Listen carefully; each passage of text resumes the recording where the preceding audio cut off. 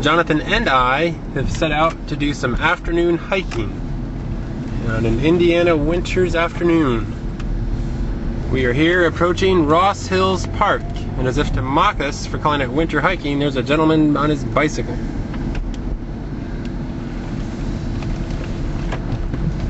The snowy, foreboding fields. Luckily, we are both bundled up well and intend to have a good time. It is 39 degrees today, a heat wave. It's incredible.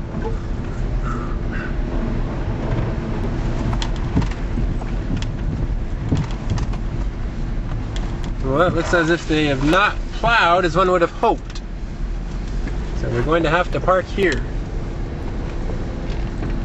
Normally there's a road going back the other direction. So here we are out in the Indiana woods. I'd hoped we'd make it out here in time to see the beautiful fall leaves, but it appears we're too late. Those are about over there.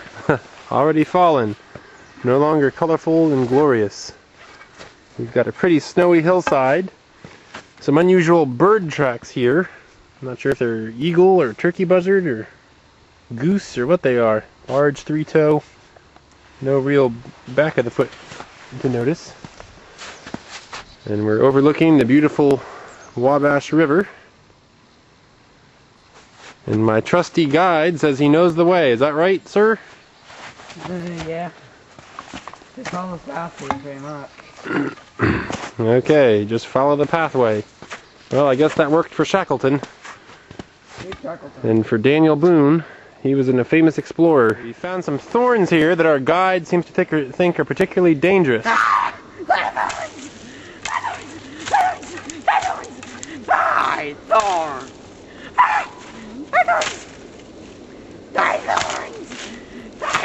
Okay, we also have here a covered wagon. Well, I should say a wagon. I think the covering is gone. We have walked over from Ross Hills Park into Ross Hills Camp. And this is some of the camp setup they have. Thorns. I think the thorns are dead, Guide Force. One last hit. Come and join me. Thorns.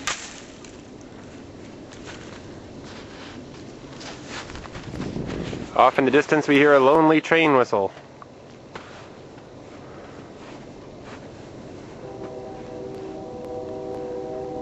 Now you too, the viewer, can hear it.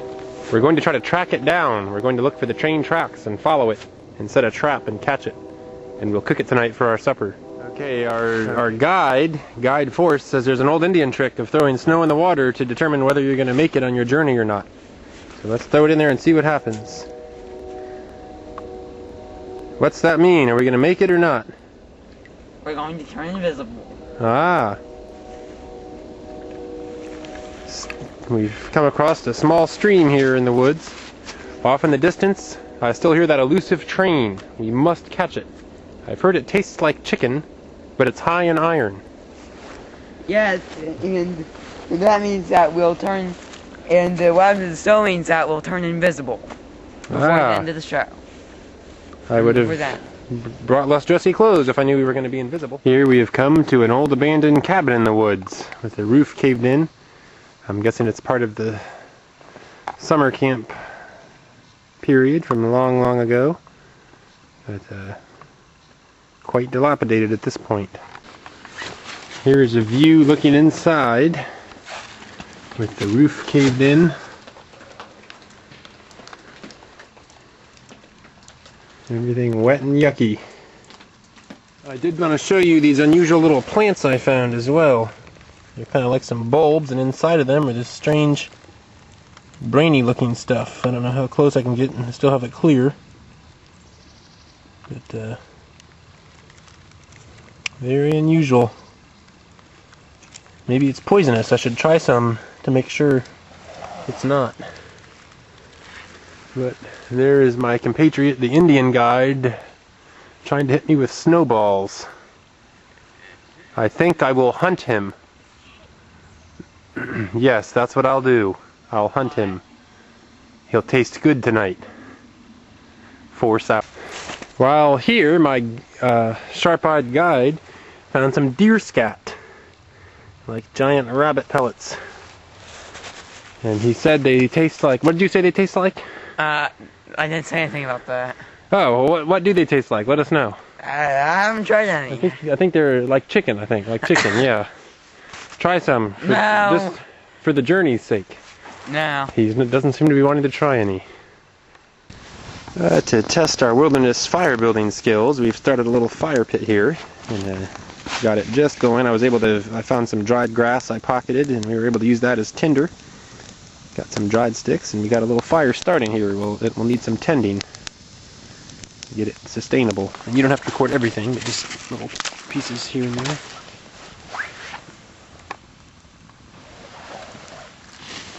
We were able to find some dried leaves too, which got everything going nicely. It's a good feeling to know you can get a fire going if need be. Of course, I'm not the type to rub sticks together. I brought a lighter. That's enough to start fires for weeks, as long as you got a full one. Unfortunately, I think I remember the way back. And once we get this going good and solid, we can prepare to cook our guide. Oh no. They're not cooking me. Well, we can't eat you raw. Is that what you want? To be eaten raw? No, I don't want to be eaten at all. Okay, you might have some kind of disease or something. Oh, maybe we could make you into a tea then and drink you. No, I don't want to be drinking either. Okay, we've got the fire stably burning now. We're at the point where if we needed, we could add larger sticks with the tree saw or hatchet used. However, we're going to be here just a short while, so we're going to keep it on this little pleasant stage and bury it in some snow and dirt and head on back here in a little bit. Well, lots of snow, as you can see there. Jonathan has prepared several snowballs.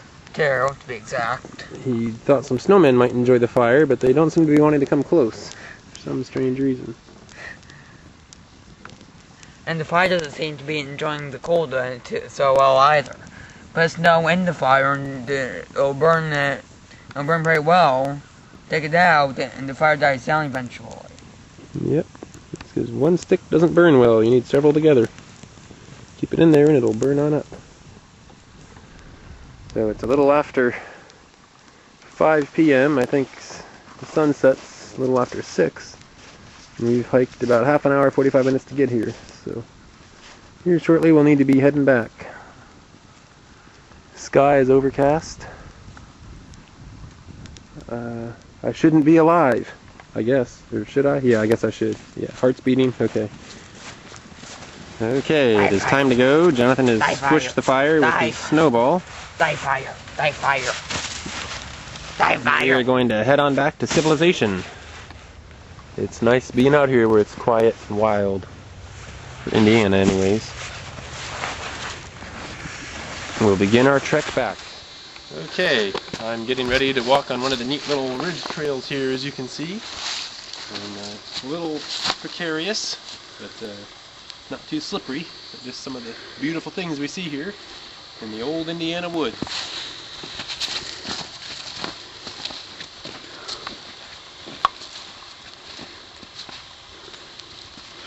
Okay, my guide friends, turn the camera off and come along. Well, as we're on our way back, we found an area of the snow disturb where it looks like some digging has been done. And it doesn't appear to be, maybe it is a hole. There's a lot of rabbit tracks around. There's also some dog tracks. It looks like there's been a dog hiking with somebody. Pretty big one too. So I don't know if a dog was chasing a mouse hole or if that's a rabbit hole. It's deep and dark and hard to tell. But that's what we found. I think Jonathan's going to go in. No. I'll grab him by the ankles and shove him. That can't happen, Dad. And if you do, I'll hit you with my stick. It's about 5:45. We're losing daylight, but we're heading on back. Should make it in good time. There's one last pretty shot before we have to ascend back up to our vehicle. Just across the open snow field and the Wabash River and the snowy forest behind it. Dear, in recent news, I just made a snowball. He made a snowball. I don't know how he did it.